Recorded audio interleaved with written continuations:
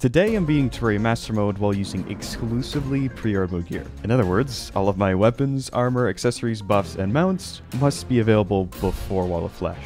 So, before entering hard mode, I gathered the best gear available to me. For weapons, that meant the Star Cannon and Knight's Edge. However, for our first boss fight in hard mode, I actually won't be using either of these. Instead, I went with the Phoenix Blaster. But why? Isn't the Star Cannon just better? Well, yes, but it also needs stars. And this being Master Mode, we would need quite a few of them. What about the Knight's Edge? Being a melee weapon, it doesn't have such restrictions. Well, when you take into account our Pre-Hardmode Mode defense and mobility, even against Destroyer, arguably its best matchup, the attempts were not even close. So I changed gears and focused on the twins first, because I like to keep my distance for this fight. Using an accurate ranged weapon like the Phoenix Blaster made the most sense. To keep that distance, I usually use the Unicorn mount. Its horizontal speed allows the player to stay at a safe distance and completely trivialize the fight. However, as with the rest of the hard mode mounts, it's off limits. Fortunately, there's still a way to reach comparable speeds. While they're a little more restricting, minecarts are more than fast enough to keep you at a safe distance from the boss. Or at least until you need to turn around. And now we go. Now we go. Up and over. I didn't think about this. I didn't think about this. You have to be very particular with your timing when you turn around, because if he's not dashing, you can't turn around. Go, go, go, go. Ah. I didn't think this through. I think we just gotta admit defeat with the minecart. As cool as it is, it's just not working. So I just went with the horse mount. It's a little slower than I like it to be, but with some careful maneuvering, it might just get the job done. I wouldn't be surprised if this was the first time any of you have seen somebody unironically using party bullets in their loadout, but to my surprise, the party bullet is actually optimal here. They have the highest base damage out of all pre-hardmode bullets, by 1 damage point. But hey, that 1 point of damage really adds up when you consider just how many shots it's going to take to bring this boss down. Whoa. Oh my, dude, the brain is goated. I love it. Goated accessory. Yes. Okay. Go up. Now. We might be able to do that properly, actually. Yeah, we can. Wow. Okay. And yeah, let's go, dude. Yes. So remember how I said the Star Cannon wasn't really viable because of the scarce ammo? Well, if I could AFK for the stars, that would no longer be an issue. With the twins defeated, I could do just that. I quickly made a house, waited for the steampunker to move in, and bought enough conveyor belts to span across the entire world. Now yes, this is definitely a hard mode block, but I wouldn't say it classifies as gear or part of our loadout, so it's fair game. After leaving Terraria open for a few days and nights, I was able to amass over 5,000 fallen stars while AFK farming. And yet, I still wasn't confident these would last. As such, I made my way to the jungle and fished for double cod. With it, I could make some ammo reservation potions to hopefully cut down on the AFK time. And with that, we were ready for Destroyer, which as you can see, was no trouble at all for the Star Cannon. Oh, and by now, I'm sure many of you have noticed, we have over 400 life thanks to a Life Force potion, which may be confusing because Prismite, a hard mode fish, is clearly a crafting ingredient. However, Life Force potions can actually be found in pre-hard mode through shadow chests located in the underworlds. Oh, and while their supply is certainly limited in pre-hard mode, I decided to allow myself to use any means of acquiring items, provided there's some way to obtain them in pre-hard mode. So the hard mode crafting recipe is above board. While we're on the topic of exceptions to the rules, I should probably talk about this pickaxe. I needed this to get the hard mode anvil, to then craft mech summons. Knowing full well that these mechs could take several attempts, I couldn't be bothered to do the alternative methods to get the summons, as that's not really the point of this challenge, like it was in, say, the No Tools video. So if you're curious to see what those methods are and how that works, feel free to check out the video. But yeah, this is just for convenience with mech summons. Don't worry, you won't see us whip out any hard mode tools against bosses. And it's done. With just 1 mech left, I figured we might as well try and get some use out of this minecart track. And to my surprise, it worked pretty well. However, I was a little nervous about despawning the boss, so near the end, I just ditched the track. Okay, I think we fight it normally. I think we might use some of this. That zombie? Oh my god. You're dead for that one. Holy shit. One of the big struggles that people often overlooked when first thinking about this run is the lack of movement options available to the player. The absence of wings alone is a huge blow to the player's maneuverability. And yeah, there's fledgling wings, but those barely count, which is why I'm not using them. Instead, I opted for the bundle of balloons. Unlike the fledgling wings, this accessory still allowed for solid vertical speed, and when paired with the amphibian boots, very respectable distance as well. And of course, for horizontal maneuvering, the Shield of Cthulhu will be heavily utilized. With some careful play, this setup was more than capable of dealing with Prime. However, we had a problem. For those saying we had a lifetime supply of fallen stars, after 2 bosses, we're down 1,200. So, yeah. And, well, the next one wouldn't be any kinder to our star supply. Luckily, I had the foresight to prepare the Planetary Arena in Pre-Hardmode mode, because dealing with Armo Jungle with this loadout didn't sound fun. We'll just, Star Cannon's got it. Star Cannon's got it. Okay, this is totally fine. We can easily circle here. And with the right setup, Planetary is really not that difficult of a boss fight. So even with Pre-Hardmode Gear, I was feeling really good about this. Alright, phase 2. Until I realized I forgot a vital component of said setup. Oh, the feather fall! I meant... I cannot believe I actually still forgot something. What is wrong with me? There's no way. I guess I could always do this, but that's gonna get me killed. Anyway, there goes a few under fallen stars. But hey, we got the next one. Did we go down too early? We did. We went down way too early, chat. Way too early, but that's okay. Or is it so much to dodge? Oh, don't fall down here. I didn't even see it. While Planetary really shouldn't be this bad, I also should not understate this challenge. Every time we move on to the next boss, the hill we have to climb gets steeper and steeper. And normally, the player can acquire new gear as they progress through the game to deal with these increasingly difficult challenges. In this challenge, however, we don't have such a luxury. Even permanent upgrades like the Demon Heart and Life Root are banned here. So the more you think about it, the worse this challenge gets. But I wasn't about to give up. Wow, we don't even have to go back up, I don't think. Wow. I didn't think we'd have this much DPS. This should not have taken that many attempts. We did it though, hey, we did it. What do we do about Golem? Do we think there is any possibility where I can beat that in the temple? No. Absolutely not. This is a lot harder than I thought, somehow. Should we try a Grav? It's pretty quirky, let's try it.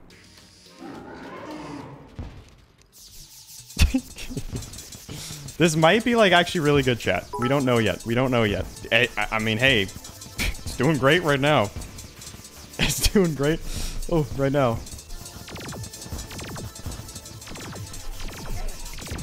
No.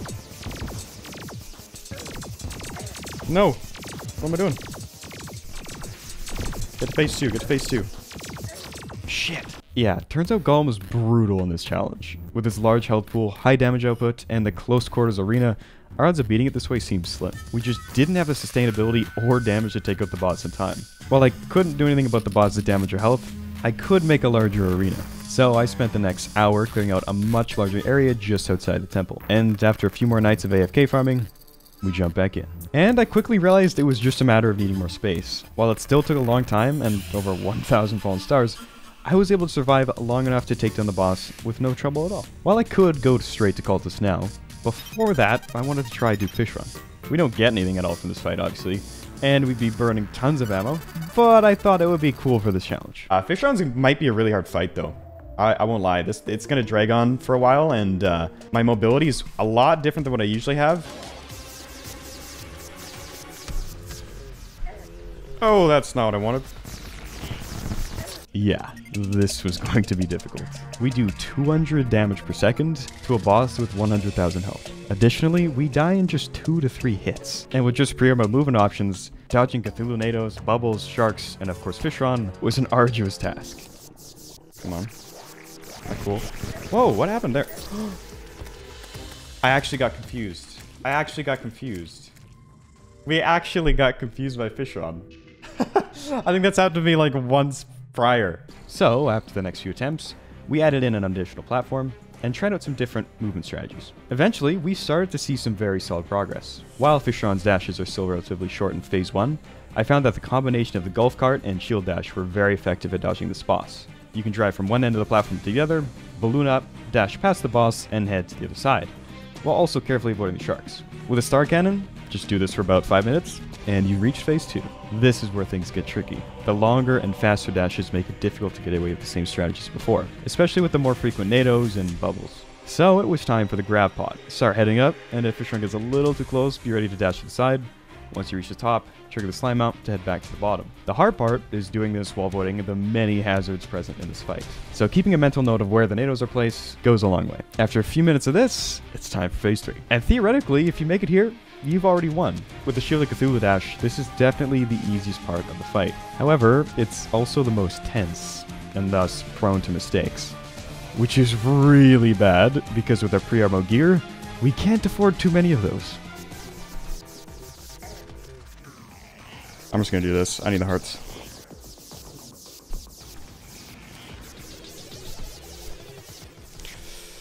Oh, thank you, brain.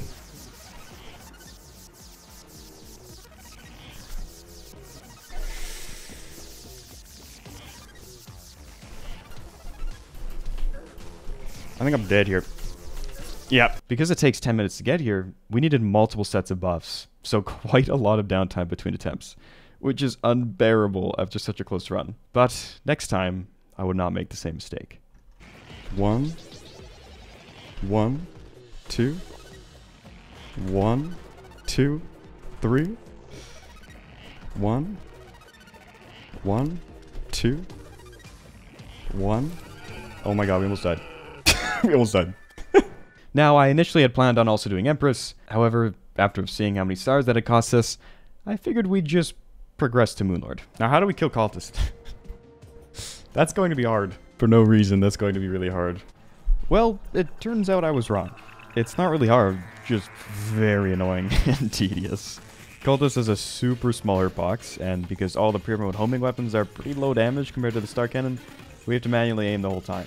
We can't really zone it either in this fight because of the clones. But in the end, since it wasn't really difficult, thankfully I only had to endure this for one fight. Although the pillars probably sound dreadful in this run, by employing every cheese technique in the book, it wasn't too bad. The hardest part was actually taking out the pillar once the shield was down. Or, at least until we realized that you can just shoot it from really far away and not interact with any pillar enemies at all. And with that, we've made it to Moonlord. The only boss in this run that made me question if it was possible. If we wanted any hope in beating this, we had to be able to prevent Moonlord's self-heal. Now the question is, can I... Oh, that's hard. Oh, jumped into that. Fuck. Oh my god. One of those clots got by. It's because of the angle we took, I guess. Okay, so you can get over. If you time it right, you can do it. That's good. Ow! No, no, no, no.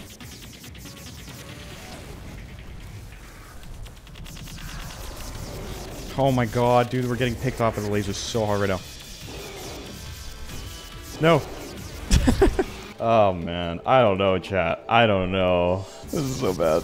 I can kind of dodge things at least. While I was starting to get the hang of this, and things were looking better, it wouldn't for long. Because the top eye is the most health and small damage windows, naturally the hands are going down first, which is a problem because the true eyes ruin me. Now of course I could stop damaging the hands as they get low, however that's not really an option with a Star Cannon because in order to defeat the clots, we have to fire straight through the hands. And even if we had some way of popping all three at the same time, we'd have to somehow survive for an extended period of time with all three of those on us.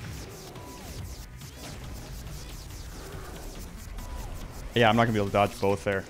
There's no way. That's just with one. Things were looking grim. It looked as though this was as far as we could push this challenge.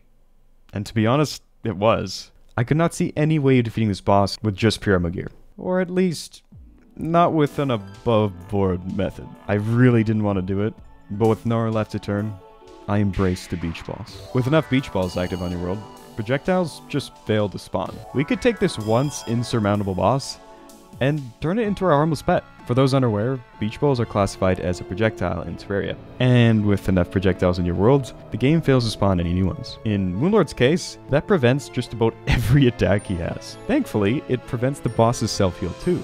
However, there's just one problem.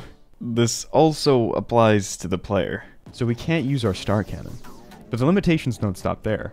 If the beach balls count as a projectile, you can expect there to be many other unorthodox examples. Everything but true melee weapons will be rendered ineffective with this cheese. The Knight's Edge technically spawns a projectile, so that's off the table. Additionally, all spears, flails, yo-yos, and boomerangs don't work either. So it's really just a handful of swords that you can use. And of those, the volcanoes seem to be our best option. How much DPS does our best option do? About 100. To a boss that has 277,000 health.